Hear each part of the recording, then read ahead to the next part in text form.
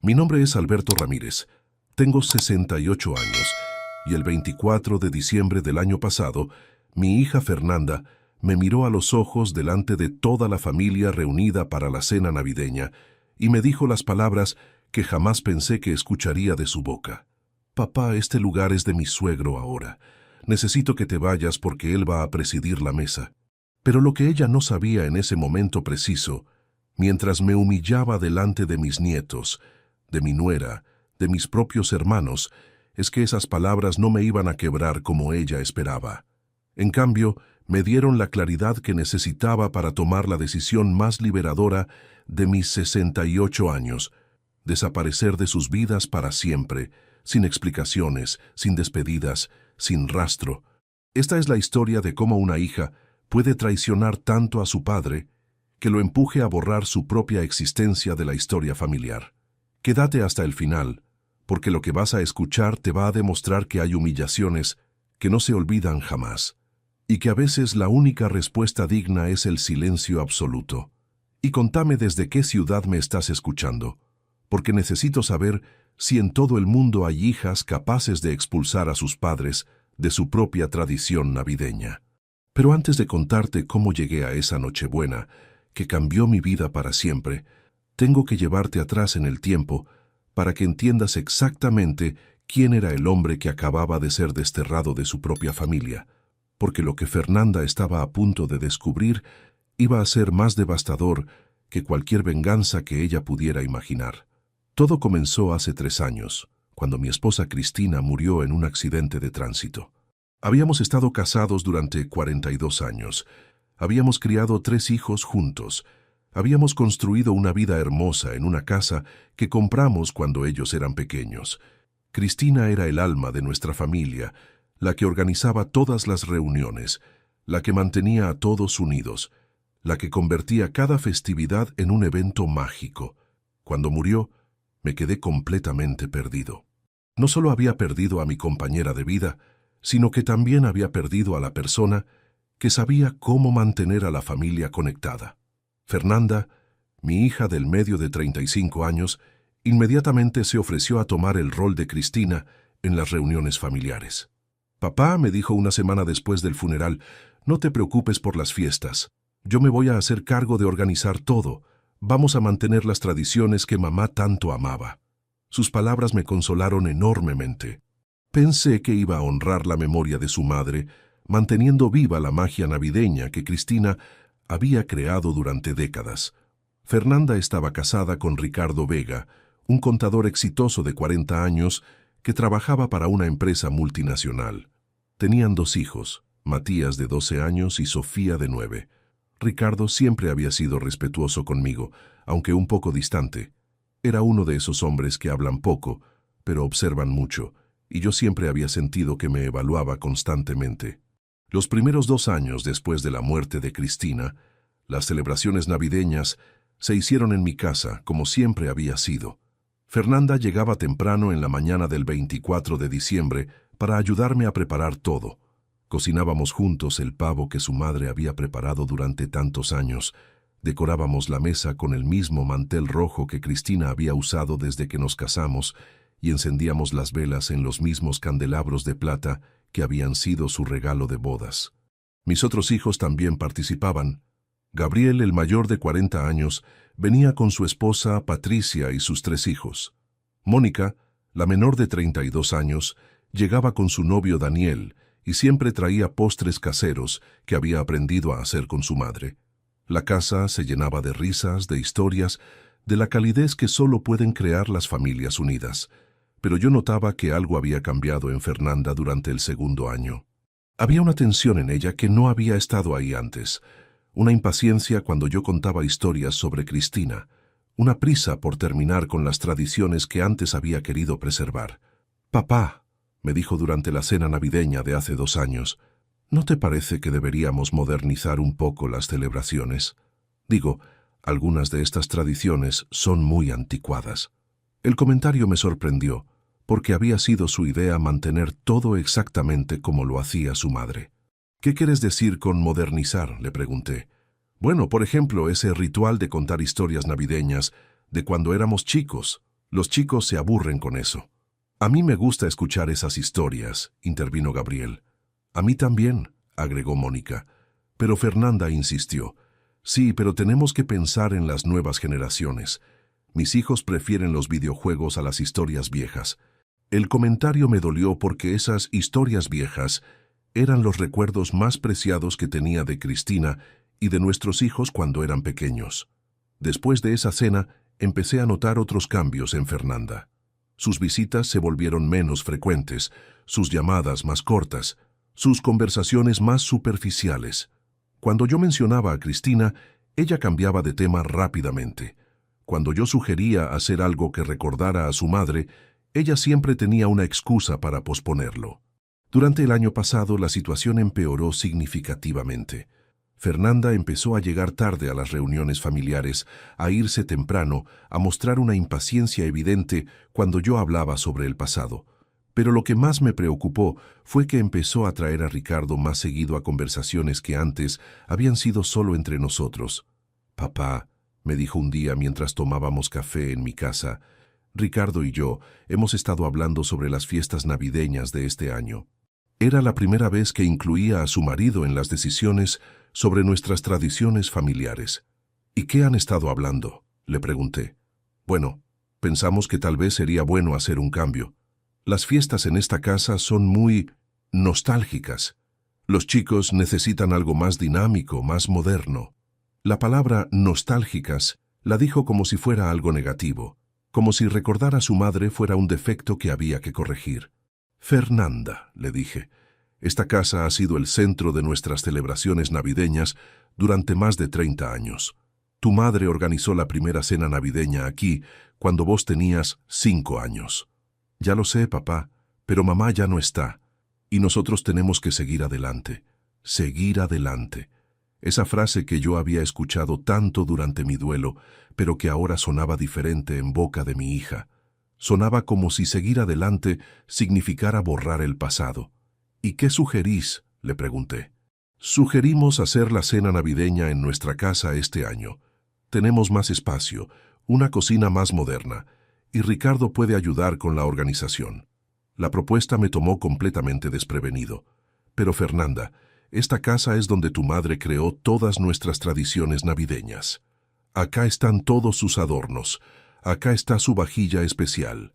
Acá están los recuerdos de todas las navidades que vivimos juntos». «Exactamente, papá. Por eso pensamos que es hora de crear nuevas tradiciones en un lugar nuevo. Nuevas tradiciones, como si las tradiciones de Cristina fueran algo viejo que había que reemplazar». «¿Y qué opinan Gabriel y Mónica de este cambio?», le pregunté. «Todavía no hemos hablado con ellos, pero estamos seguros de que van a estar de acuerdo. Al final, lo importante es estar juntos, no el lugar donde estemos». Pero yo sabía que el lugar sí importaba. Para mí esa casa no era solo un lugar donde celebrar la Navidad. Era el lugar donde Cristina había creado la magia navideña que había definido a nuestra familia durante décadas.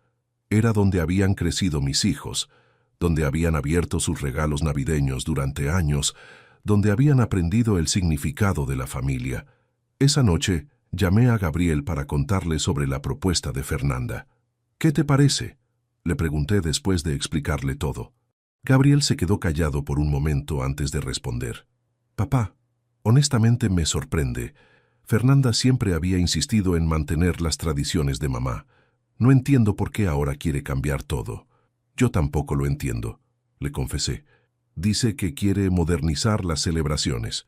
¿Y vos qué querés hacer?». «Yo quiero mantener la tradición. Esta casa es donde tu madre creó todo lo que amamos de la Navidad». «Entonces mantengamos la tradición», me dijo Gabriel con firmeza. «Es tu casa, sos nuestro padre, y si vos querés celebrar acá, acá vamos a celebrar». También hablé con Mónica, que tuvo una reacción similar. «Papá, me parece raro que Fernanda quiera cambiar algo que ella misma había defendido tanto después de que murió mamá. ¿Estás seguro de que no hay algo más detrás de esta propuesta?». La pregunta de Mónica me hizo pensar. ¿Había algo más detrás del deseo de Fernanda de cambiar la ubicación de la cena navideña?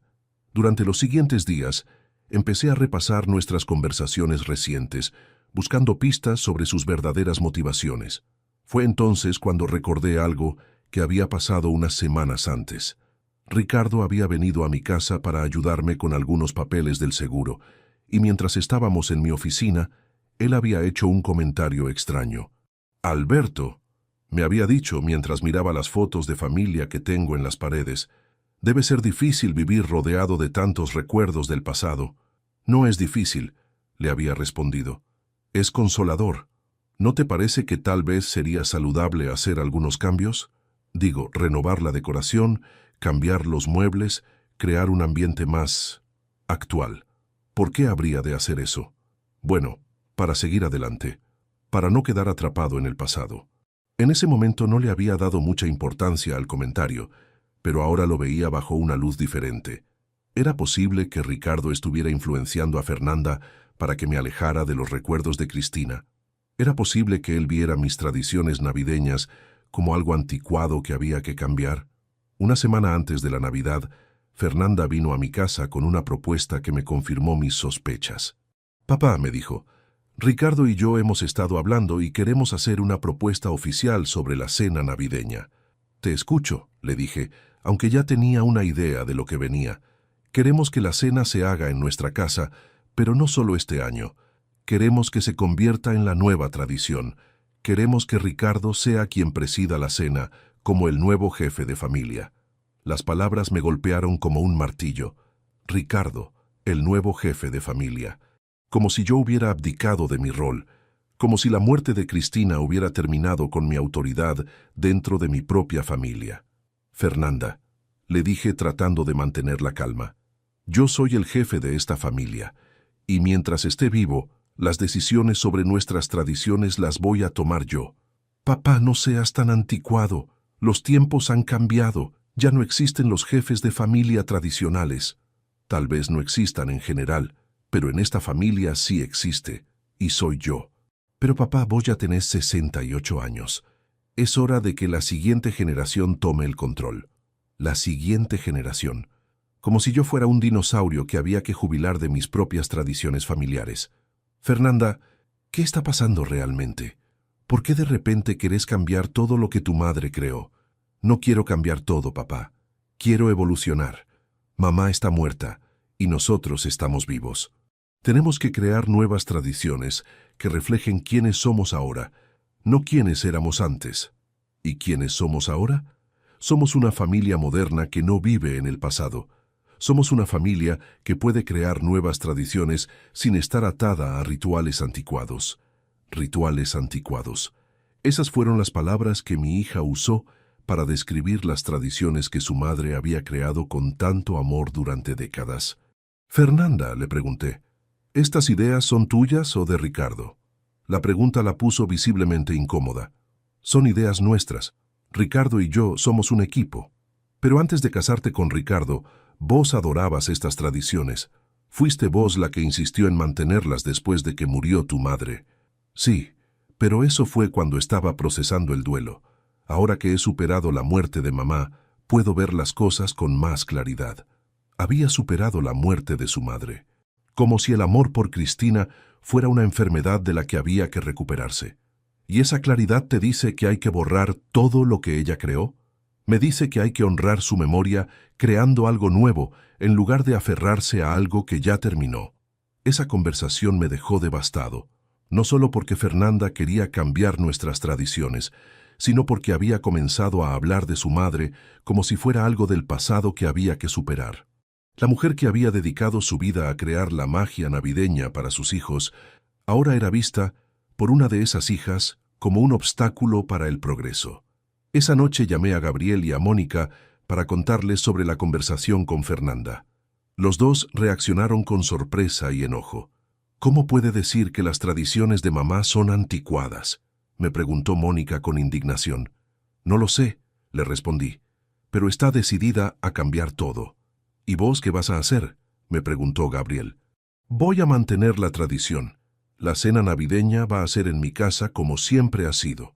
2 días antes de Navidad, Fernanda me llamó para preguntarme cuál había sido mi decisión final. «La cena va a ser acá en casa», le dije, «como siempre ha sido». El silencio del otro lado del teléfono fue largo y tenso. «Papá», me dijo finalmente. Eso es una equivocación. Ricardo ya ha hecho planes para presidir la cena en nuestra casa. Que los cancele, le respondí. Acá va a ser. ¿Y si nosotros no vamos? La amenaza era clara. O aceptaba sus condiciones o me quedaba sin mi hija y mis nietos en Navidad. Esa es tu decisión, Fernanda. La puerta de esta casa va a estar abierta para vos y tu familia, como siempre ha estado.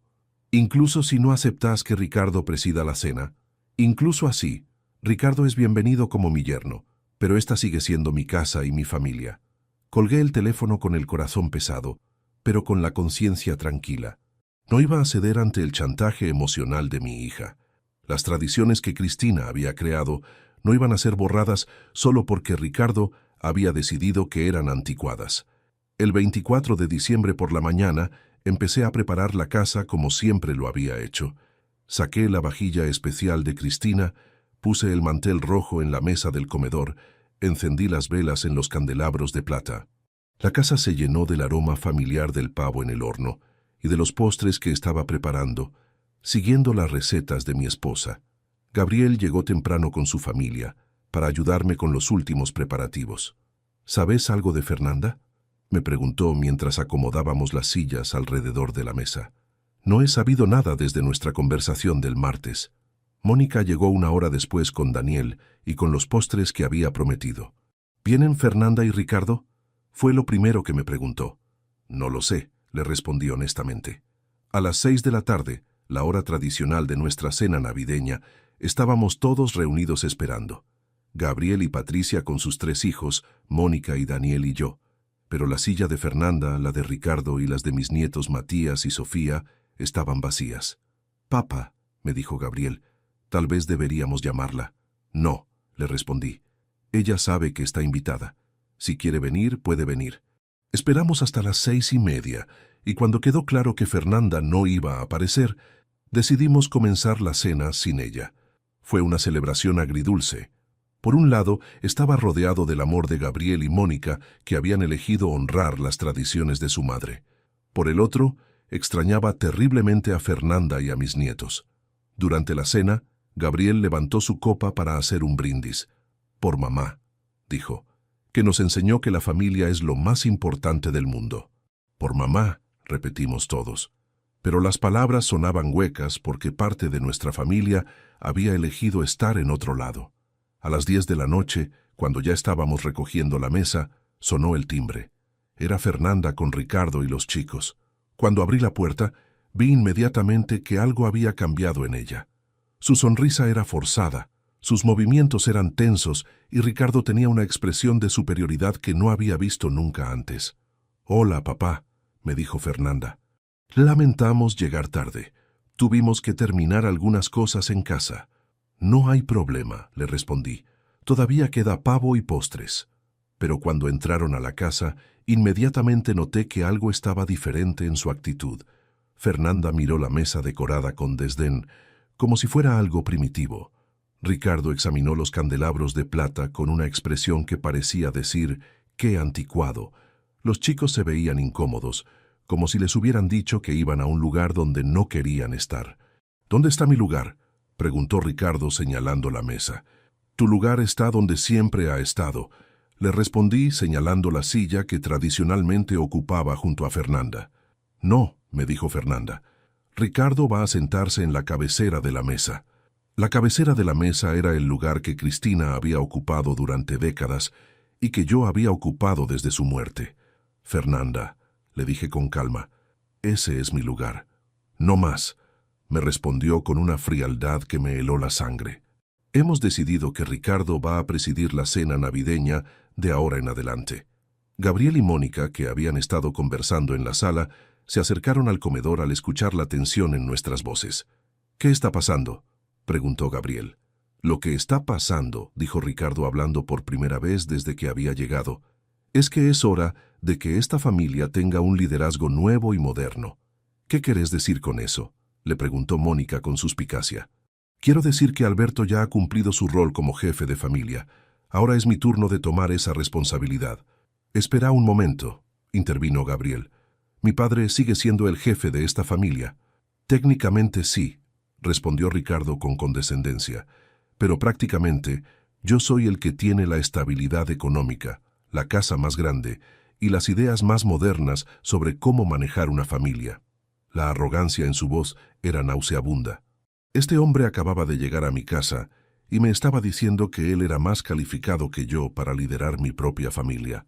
Ricardo, le dije tratando de mantener la compostura, esta es mi casa, mi familia y mi cena navideña. Si querés presidir algo, podés organizar tu propia cena en tu casa. Es exactamente lo que vamos a hacer, me respondió. Pero primero necesitamos establecer claramente quién tiene la autoridad en esta familia. ¿Y quién tiene la autoridad?, le pregunté, aunque ya sabía la respuesta que me iba a dar. La tengo yo, me dijo mirándome directamente a los ojos. Soy el único hombre en esta familia que está en la plenitud de su vida, que tiene los recursos para mantener a todos unidos, que tiene la visión moderna que esta familia necesita. ¿La visión moderna?, preguntó Mónica con incredulidad. ¿Qué significa eso? Significa dejar de vivir en el pasado, respondió Fernanda. Significa crear tradiciones nuevas que reflejen quiénes somos ahora, no quiénes éramos cuando mamá estaba viva. ¿Y quién decidió que teníamos que dejar de vivir en el pasado?, preguntó Gabriel con enojo. Nosotros decidimos, respondió Ricardo. Fernanda y yo hemos estado hablando sobre esto durante meses. Esta familia necesita un cambio generacional. Un cambio generacional, repetí. ¿Eso significa que yo tengo que renunciar a mi lugar en mi propia familia? Significa que tenés que aceptar que ya no sos el líder que esta familia necesita. Las palabras de Ricardo me golpearon como una bofetada. Este hombre, que había estado en mi familia durante apenas 8 años, me estaba diciendo que yo ya no era útil como jefe de mi propia familia. Ricardo, le dije con toda la dignidad que pude reunir, vos sos mi yerno, y te respeto como tal. Pero esta sigue siendo mi casa, mi familia, y mi decisión sobre dónde celebramos la Navidad. No más, me respondió con una sonrisa cruel. Fernanda ya ha decidido que las futuras celebraciones van a ser en nuestra casa, bajo mi liderazgo. Miré a Fernanda esperando que contralijera a su marido, esperando que defendiera a su padre, esperando que recordara todas las navidades mágicas que su madre había creado en esta casa. Pero en lugar de eso, se puso junto a Ricardo y me miró con la misma frialdad que él. «Es verdad, papá», me dijo. «Ya es hora de que pases la antorcha». Pasar la antorcha. Como si liderar una familia fuera un trabajo del que había que jubilarse. «¿Y si no acepto pasar esa antorcha?», le pregunté. «Entonces vas a celebrar la Navidad solo», me respondió sin pestañear. El silencio en la habitación era ensordecedor. Gabriel y Mónica me miraban con horror, incapaces de creer lo que acababan de escuchar. Los niños se veían confundidos y asustados por la tensión entre los adultos. «Fernanda», le dije con la voz quebrada, ¿realmente estás dispuesta a romper la familia si no acepto que tu marido tome mi lugar? No estoy rompiendo la familia, papá. Estoy modernizándola. ¿Y esa modernización incluye humillar a tu padre en su propia casa? ¿Incluye ser realista sobre quién está mejor calificado para liderar esta familia hacia el futuro?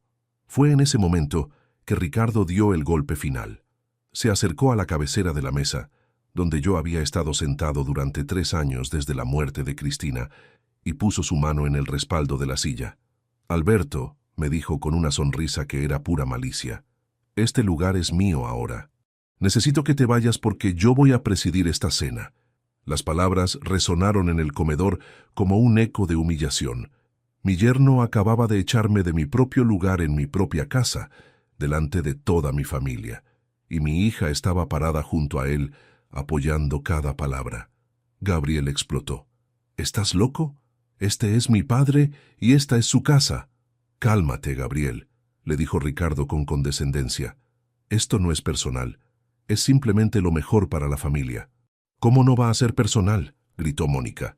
«Le estás faltando el respeto a nuestro padre en su propia casa». «Le estoy diciendo la verdad», respondió Ricardo, «que ya es hora de que acepte la realidad». Pero yo ya no estaba escuchando sus justificaciones. En mi mente, todo había quedado perfectamente claro. Mi hija había elegido a su marido por encima de su padre. Había decidido que las tradiciones de su madre no valían nada. Había decidido que yo ya no merecía respeto en mi propia familia. Me acerqué lentamente a la cabecera de la mesa, donde Ricardo seguía parado con su mano en mi silla. «Tenés razón», le dije con una calma que me sorprendió incluso a mí. «Es hora de que acepte la realidad». Ricardo sonrió triunfante, pensando que había ganado. «Me alegra que seas razonable, Alberto». «Sí», le respondí, «soy muy razonable.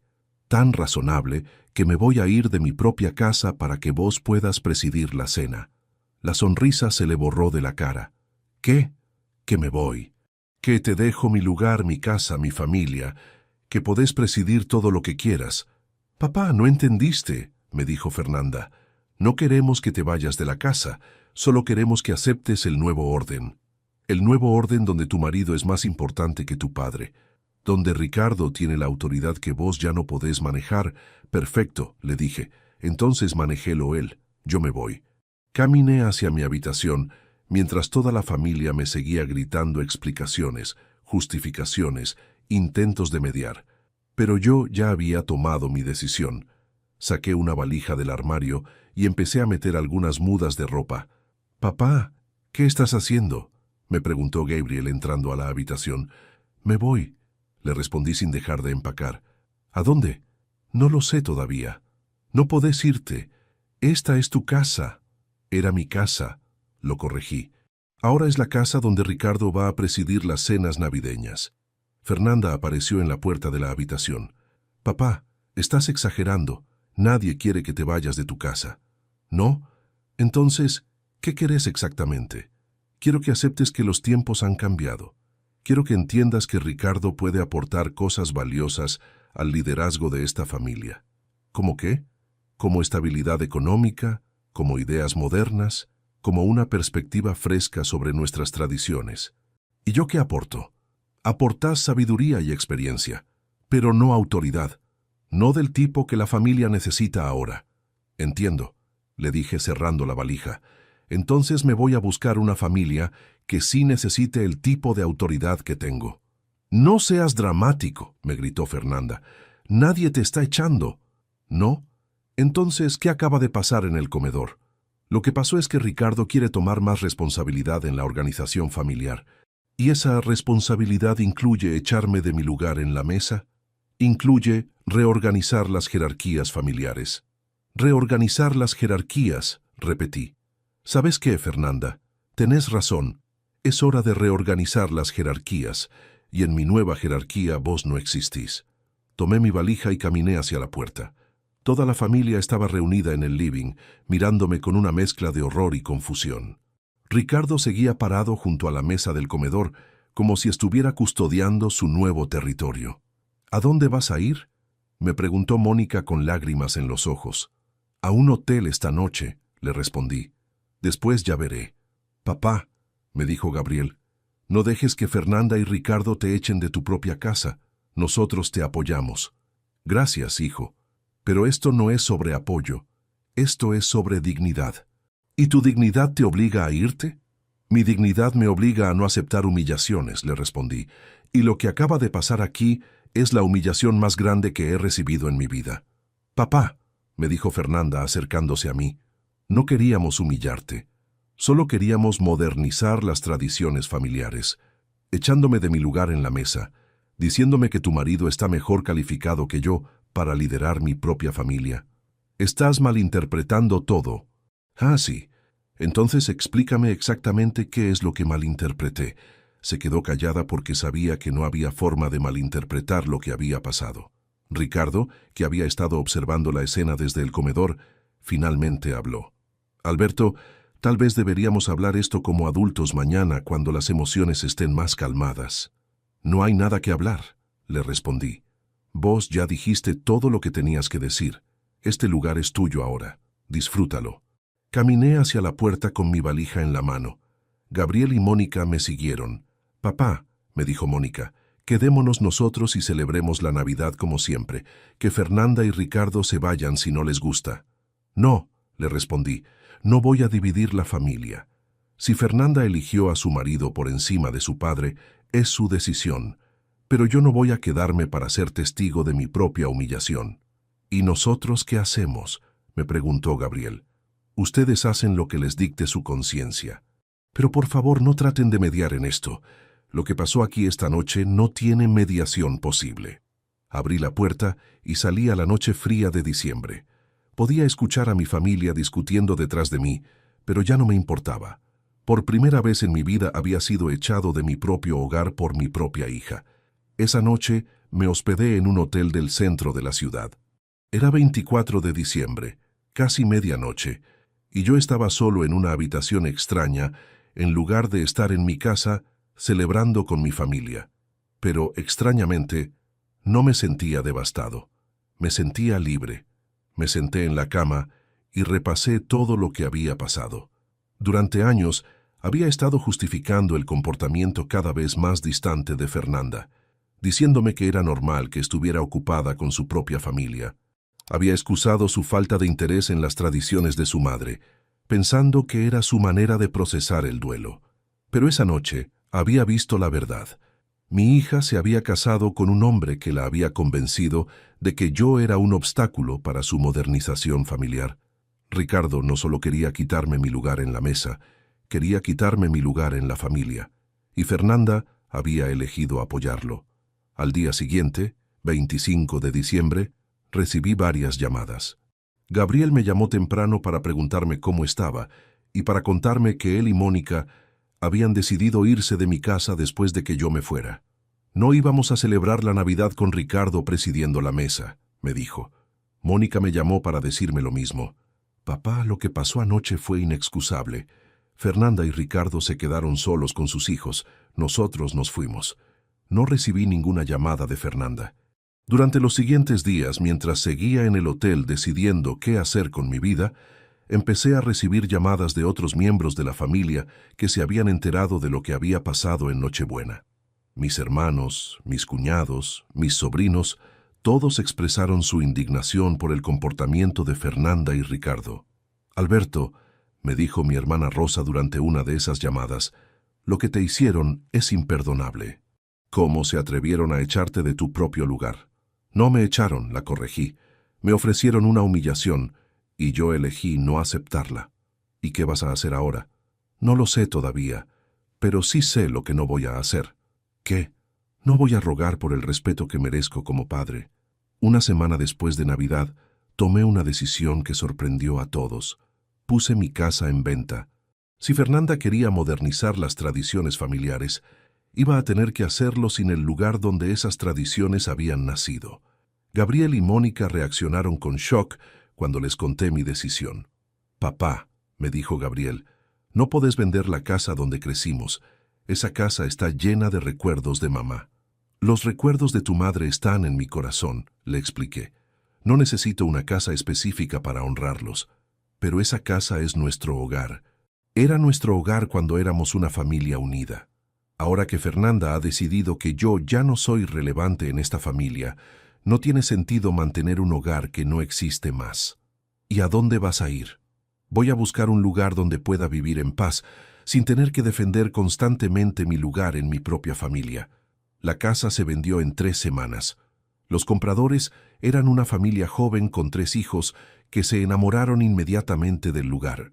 Es perfecta para criar una familia, me dijeron durante la firma. Espero que sean muy felices aquí, les respondí. Durante el proceso de venta, Fernanda finalmente me llamó. Papá, me dijo, me enteré de que vendiste la casa, ¿es verdad? Es verdad. ¿Por qué no me dijiste nada?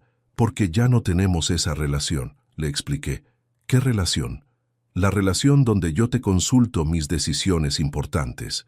Pero papá, esa casa es importante para toda la familia. Era importante cuando toda la familia me respetaba. Ahora que vos decidiste que Ricardo es más importante que yo, ya no es relevante. Papá, estás siendo dramático.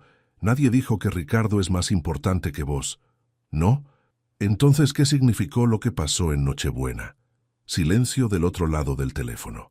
Lo que pasó en Nochebuena fue un malentendido, me dijo finalmente. ¿Un malentendido? ¿Tu marido echándome de mi lugar en mi propia casa fue un malentendido? Ricardo estaba tratando de tomar más iniciativa en la organización familiar. ¿Y esa iniciativa incluía humillarme delante de toda la familia? Nadie quería humillarte, papá. Pero lo hicieron, y vos lo permitiste. Estaba tratando de mantener la paz entre mi esposo y mi padre. Y para mantener esa paz decidiste sacrificar a tu padre. No sacrifiqué a nadie. ¿No? Entonces, ¿por qué no me llamaste durante toda una semana después de Nochebuena? Otro silencio. Pensé que necesitabas tiempo para procesar lo que había pasado. ¿Y vos no necesitabas procesar que habías humillado a tu padre? Papá, creo que estás exagerando la situación. Estoy exagerando. Fernanda, tu marido me dijo en mi propia casa que mi lugar en la mesa ya no era mío. Me dijo que él estaba mejor calificado que yo para liderar mi propia familia. ¿Eso es exagerar? Ricardo no quiso decir eso de la forma en que sonó. ¿Y de qué forma lo quiso decir? Quiso decir que él puede aportar una perspectiva nueva al liderazgo familiar. ¿Quitándome mi lugar? Compartiendo el liderazgo. Compartir el liderazgo significa echarme de la cabecera de la mesa. Significa reorganizar las responsabilidades familiares. Fernanda, ¿vos me estás escuchando? ¿Te das cuenta de lo que estás defendiendo? Estoy defendiendo a mi esposo. ¿Y quién me defiende a mí? Vos no necesitas defensa, papá. Vos sos el patriarca de la familia. Soy el patriarca de la familia, pero no puedo sentarme en la cabecera de mi propia mesa. Eso fue solo un símbolo. Exacto. Un símbolo de que ya no me respetan. Papá, si vendés la casa, ¿dónde vamos a celebrar las próximas Navidades? Ustedes van a celebrar donde quieran. Yo no voy a estar ahí. ¿Qué querés decir? Quiero decir que después de lo que pasó en Nochebuena, yo ya no formo parte de las celebraciones familiares. No podés hacer eso. Sos nuestro padre. Era su padre cuando me respetaban.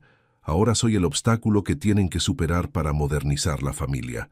Nadie dijo que sos un obstáculo. No hizo falta decirlo. Lo demostraron. Después de esa conversación, Fernanda intentó llamarme varias veces más, pero yo no contesté. No tenía nada más que hablar con ella. Había tomado mi decisión. Iba a borrarme de la vida de mi familia tan completamente como ellos me habían borrado de sus tradiciones. Compré un departamento en una ciudad costera, a 400 kilómetros de distancia. Es un lugar hermoso donde no conozco a nadie y nadie conoce mi historia. Aquí no soy el padre humillado por su hija, no soy el abuelo que fue reemplazado por su yerno. Aquí soy simplemente Alberto, un hombre de 68 años que eligió empezar una vida nueva. Gabriel y Mónica vinieron a visitarme a mi nuevo hogar un mes después de la mudanza. «Papá», me dijo Mónica mientras tomábamos café en mi balcón con vista al mar, «extrañamos las cenas familiares contigo». «Yo también las extraño», le confesé, «pero no extraño las humillaciones. ¿No hay forma de arreglar esto con Fernanda? Esa decisión es de ella, no mía. ¿Y si ella se disculpa? Una disculpa no va a borrar lo que pasó. Una disculpa no va a cambiar el hecho de que cuando tuvo que elegir entre respetar a su padre o complacer a su marido, eligió complacer a su marido. Pero papá, es tu hija. Era mi hija. Ahora es la esposa de Ricardo que comparte su apellido». Gabriel suspiró profundamente. «¿Realmente no hay nada que Fernanda pueda hacer para recuperar tu perdón?» «Puede hacer muchas cosas», le respondí. «Puede divorciarse de Ricardo. Puede reconocer públicamente que lo que hicieron fue imperdonable. Puede pedirme perdón delante de toda la familia que fue testigo de mi humillación. ¿Y si hace todo eso? Entonces consideraré la posibilidad de perdonarla, pero no la posibilidad de volver a confiar en ella». Mis hijos se fueron esa tarde con tristeza, pero entendiendo mi posición. Durante los meses siguientes, siguieron visitándome regularmente. Creamos una nueva tradición: las cenas de domingo en mi departamento, solo nosotros tres y sus familias. Era más pequeño que nuestras reuniones anteriores, pero era auténtico. En Navidad de este año, Gabriel y Mónica organizaron una cena en la casa de Gabriel. Me invitaron, pero yo decliné. «Prefiero pasar la Navidad solo que arriesgarme a otra humillación», les expliqué. «Fernanda no va a estar ahí», me aseguró Gabriel, «precisamente por eso, porque mi ausencia va a ser notoria y no quiero que nadie sienta pena por mí». Pasé la Nochebuena de este año en mi departamento, viendo el atardecer sobre el océano. Preparé una cena sencilla para mí solo, puse música que me gustaba y brindé por Cristina con una copa de vino. Fue la Navidad más tranquila que había tenido en años. Extraño a mis nietos, todos los días. Extraño las tradiciones familiares, por supuesto, pero no extraño las humillaciones, no extraño la falta de respeto, no extraño tener que defender constantemente mi lugar en mi propia familia. Durante estos 10 meses de vida nueva, he aprendido algo muy valioso. Es mejor estar solo con dignidad que acompañado sin respeto. Es mejor tener pocas relaciones auténticas que muchas relaciones tóxicas donde tenés que mendigar el respeto que mereces. También aprendí que algunos vínculos familiares no son inquebrantables. Cuando una hija elige humillar a su padre para complacer a su marido, ese vínculo ya se rompió. Lo que queda después es solo la obligación biológica, y eso no es suficiente para mantener una relación. A vos que me estás escuchando, quiero preguntarte algo muy importante. ¿Hay alguien en tu familia que te trata como si fueras prescindible? ¿Alguien que te hace sentir que tenés que competir por tu lugar en tu propia familia? ¿Alguien que te humilla públicamente, pero espera que vos lo toleres porque es familia? Si la respuesta es sí, quiero que sepas que no tenés que aguantar eso. La familia no es una excusa para el maltrato. El amor no incluye la humillación. El respeto no se negocia. Mi consejo es este. Si alguien en tu familia te echa de tu lugar, échalo de tu vida. Si alguien te dice que ya no sos relevante, demostrale que podés vivir perfectamente bien sin su relevancia. Si alguien te humilla públicamente, no le des la oportunidad de hacerlo otra vez. No tengas miedo de alejarte de las relaciones familiares que te lastiman. A veces la única forma de recuperar tu dignidad es dejando de exponerte a las situaciones que te la quitan. Y sí, va a doler muchísimo. Vas a extrañar las tradiciones, vas a extrañar los encuentros, vas a extrañar a las personas que formaban parte de tu vida. Pero el dolor del alejamiento es temporal. La humillación de quedarse en una relación tóxica es permanente. La libertad que sentí después de alejarme de Fernanda y Ricardo fue inmediata. Por primera vez en años, no tenía que caminar sobre cáscaras de huevo para evitar ofender a nadie. No tenía que censurar mis palabras para evitar conflictos. No tenía que aceptar humillaciones para mantener la paz familiar. Contame desde qué país me estás escuchando. Y contame si esta historia te hizo reflexionar sobre los límites en tu propia familia. Porque a veces, escuchar la experiencia de otra persona nos ayuda a ver con más claridad nuestras propias relaciones tóxicas. Mi historia no tiene un final feliz en el sentido tradicional. No me reconcilié con Fernanda, no volví a celebrar Navidad con toda mi familia, no recuperé mi lugar en la mesa. Pero tengo algo que vale más que todo eso. Tengo mi autoestima intacta. Y a los 68 años, después de 42 años de matrimonio y 40 años de paternidad, finalmente entendí que el respeto no se pide, se exige. Y si no te lo dan voluntariamente, tenés el derecho de irte a buscarlo a otro lado. Fernanda eligió a Ricardo por encima de mí. Yo elegí mi dignidad por encima de ella. Y aunque me dolió profundamente tomar esa decisión, no me arrepiento. Porque al final del día, lo único que realmente te pertenece en esta vida es tu autoestima. Y yo prefiero mantener la mía intacta, aunque eso signifique estar solo. Hace 2 meses recibí una llamada inesperada. Era Santiago, mi hermano menor, que vive en otra provincia.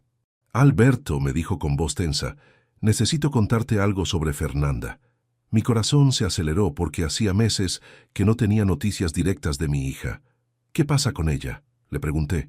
Se separó de Ricardo, me respondió. ¿Cómo? ¿Cuándo? Hace 3 semanas. Aparentemente, Ricardo la estaba engañando con una compañera de trabajo desde hace más de 1 año. La noticia me impactó profundamente. No porque sintiera satisfacción por la desgracia de mi hija, sino porque me hizo reflexionar sobre toda la situación desde una perspectiva nueva. El hombre por el cual Fernanda había sacrificado su relación conmigo, el hombre que había considerado más importante que su propio padre, la había traicionado de la manera más cruel. ¿Cómo está ella?, le pregunté a Santiago. Destruida, me respondió. No solo por la infidelidad, sino porque se está dando cuenta de todas las decisiones equivocadas que tomó siguiendo los consejos de Ricardo. ¿Qué querés decir? Quiero decir que Ricardo la había aislado de toda la familia. No solo de vos, Alberto. También había comenzado a crear problemas entre ella y Gabriel, entre ella y Mónica, incluso entre ella y nosotros, sus tíos. La información me dejó helado. Durante todo ese tiempo, yo había pensado que Fernanda había tomado sus propias decisiones sobre cómo tratarme, pero ahora empezaba a entender que tal vez Ricardo había sido más manipulador de lo que yo había imaginado. Santiago, le pregunté, ¿vos crees que Ricardo manipuló a Fernanda para que me tratara así? No lo creo, Alberto, lo sé. Mi esposa habló con Fernanda después de la separación, y Fernanda le confesó que Ricardo constantemente le decía que vos eras demasiado controlador, que querías mantener a la familia atada al pasado, que era hora de que ella eligiera entre su esposo y su padre. Las piezas del rompecabezas comenzaron a encajar en mi mente. La frialdad gradual de Fernanda hacia mí, su insistencia en cambiar las tradiciones familiares, su disposición a humillarme públicamente. Todo había sido orquestado por un hombre que quería eliminar cualquier influencia que yo pudiera tener en su esposa. ¿Y ahora qué?, le pregunté a Santiago. Ahora Fernanda se está dando cuenta de que destruyó su relación con su padre por un hombre que no la merecía, y está desesperada por encontrar una forma de arreglar las cosas contigo. ¿Te pidió que me llamaras? No directamente, pero lloró durante 3 horas en el hombro de mi esposa, diciéndole que había perdido al único hombre que realmente la había amado incondicionalmente en su vida, su padre. La conversación con Santiago me dejó con sentimientos encontrados. Por un lado, sentía validación de que mis sospechas sobre la manipulación de Ricardo habían sido correctas. Por el otro, me enfrentaba a la realidad de que tal vez mi hija había sido más víctima que victimaria en toda esta situación. Durante las siguientes semanas, reflexioné intensamente sobre esta nueva información. ¿Cambiaba algo el hecho de que Ricardo hubiera manipulado a Fernanda? ¿Disminuía eso la responsabilidad que ella tenía por sus acciones? ¿Era suficiente para justificar una reconciliación? Gabriel me llamó una semana después. «Papá», me dijo, «Mónica y yo fuimos a ver a Fernanda. Está muy mal. Perdió muchísimo peso. Llora constantemente. Y lo único de lo que habla es de lo mucho que se arrepiente de haberte perdido». «¿Y qué querés que haga?», le pregunté. «No sé, papá, pero tal vez podrías considerar hablar con ella. Mónica dice que Fernanda entendió que Ricardo la manipuló para alejarse de toda la familia». «Gabriel», le dije, «el hecho de que Ricardo la haya manipulado no cambia lo que ella me hizo. Aun si él la influyó, ella eligió humillarme públicamente. Ella eligió echarme de mi lugar en mi propia casa.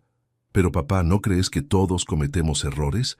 ¿No crees que merece una segunda oportunidad? Gabriel, hay errores y hay traiciones. Lo que Fernanda hizo no fue un error, fue una traición deliberada. ¿Y si ella se disculpa? ¿Y si reconoce completamente lo que hizo mal? Las disculpas no borran las humillaciones, hijo.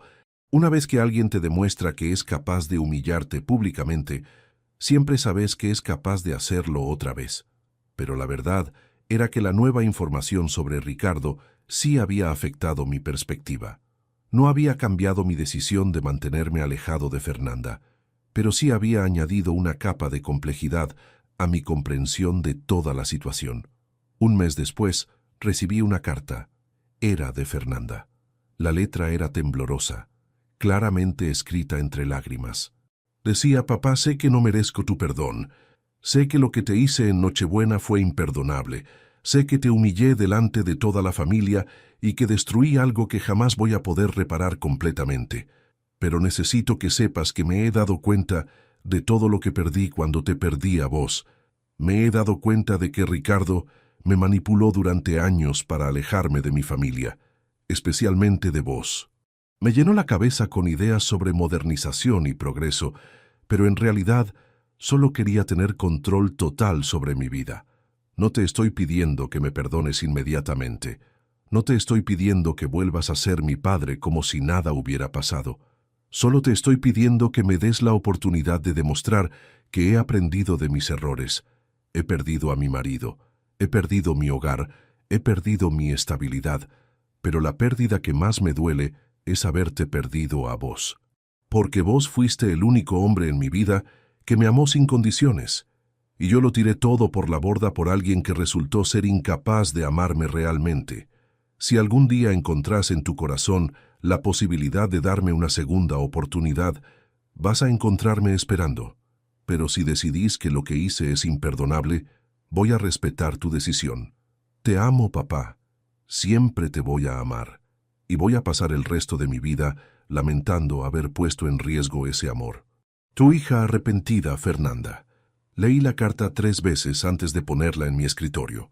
Las palabras sonaban sinceras, el arrepentimiento parecía genuino, pero también recordé todas las veces que había confiado en Fernanda durante el año anterior, solo para ser decepcionado una y otra vez. ¿Era suficiente el arrepentimiento para borrar la humillación? ¿Era suficiente entender que había sido manipulada para justificar sus acciones? ¿Era suficiente el dolor de perder a Ricardo para merecer recuperar a su padre? Durante las siguientes semanas, me debatí entre la compasión y la autoprotección. La compasión me decía que Fernanda había sido manipulada por un hombre calculador, que había pagado un precio alto por sus errores, que merecía una segunda oportunidad.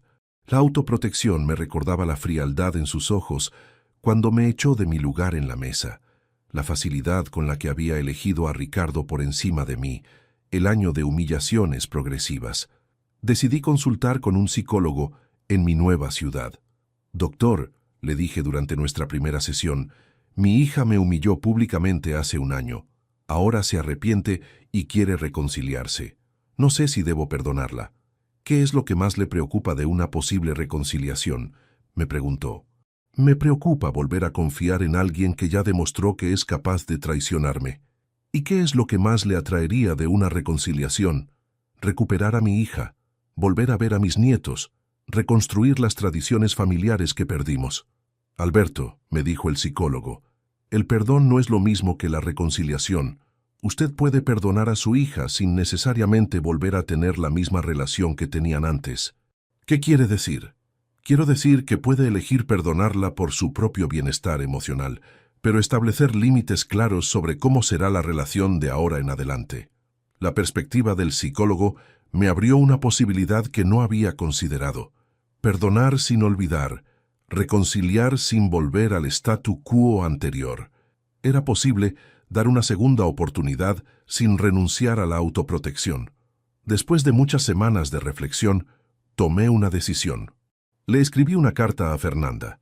Fernanda, recibí tu carta y he reflexionado profundamente sobre todo lo que me escribiste. Creo que fuiste manipulada por Ricardo y entiendo que pagaste un precio alto por seguir sus consejos. Pero también quiero que entiendas que lo que me hiciste causó un daño profundo, que no se borra simplemente con una disculpa. Estoy dispuesto a considerar una reconciliación, pero bajo condiciones muy específicas.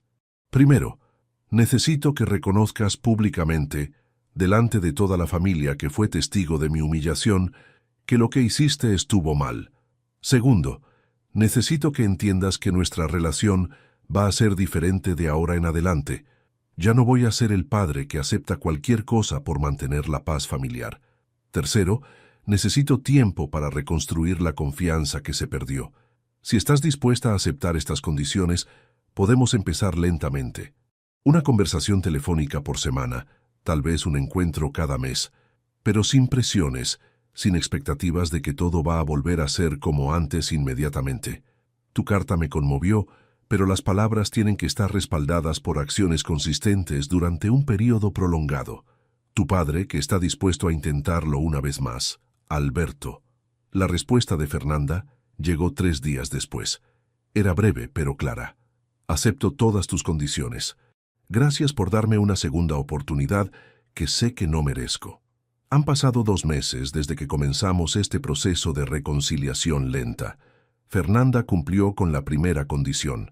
Llamó a Gabriel y organizó una reunión familiar donde, delante de todos los que habían sido testigos de mi humillación, reconoció públicamente que lo que había hecho estaba mal, que había sido influenciada por Ricardo, pero que eso no excusaba sus acciones. Fue un momento difícil para todos. Fernanda lloró durante la mayor parte de su disculpa pública. Yo mantuve mi compostura, pero por dentro estaba procesando emociones complejas. Los demás miembros de la familia reaccionaron con una mezcla de alivio y cautela. Ahora hablamos por teléfono una vez por semana. Las conversaciones son cordiales, pero cuidadosas. Ninguno de los dos quiere decir algo que pueda dañar este frágil proceso de reconstrucción.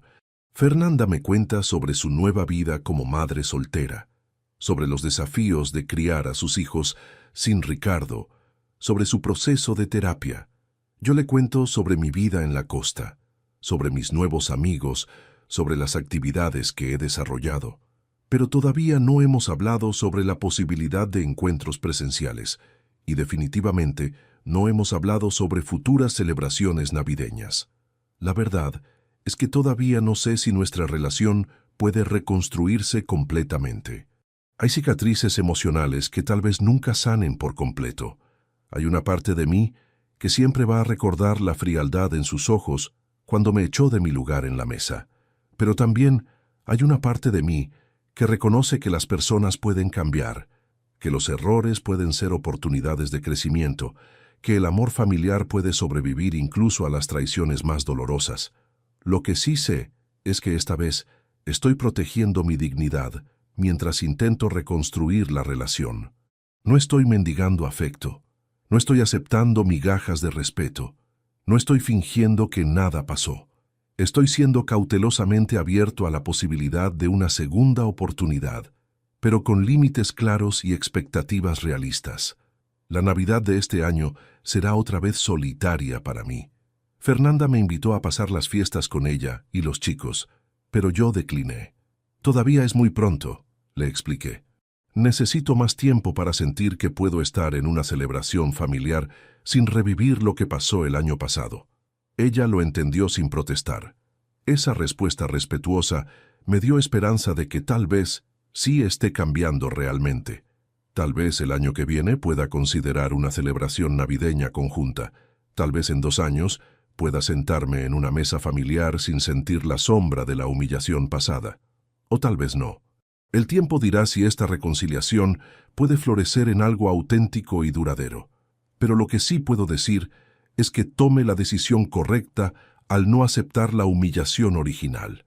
Al alejarme cuando fue necesario, recuperé mi autoestima y creé las condiciones para que si alguna vez había una reconciliación, fuera en términos de respeto mutuo en lugar de desesperación unilateral. A vos que me estás escuchando, quiero recordarte que perdonar no significa olvidar. Dar segundas oportunidades no significa volver a ser vulnerable de la misma manera.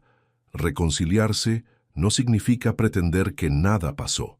Si alguien en tu vida te ha traicionado o humillado, tenés el derecho de establecer las condiciones bajo las cuales estarías dispuesto a considerar una reconciliación.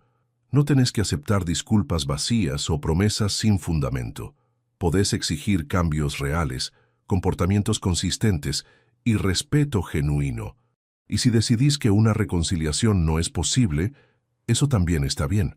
No todos los vínculos rotos pueden o deben ser reparados. A veces la lección más importante que podés enseñar es que hay consecuencias permanentes para las acciones profundamente hirientes. En mi caso, todavía estoy descubriendo si mi historia con Fernanda va a tener un final de reconciliación genuina o si va a quedarse en un perdón cauteloso con contacto limitado. Pero lo que sí sé es que ya no estoy dispuesto a sacrificar mi dignidad por mantener relaciones que no me nutren, y esa decisión, independientemente de cómo termine la situación con Fernanda, ha sido la decisión más liberadora de mi vida.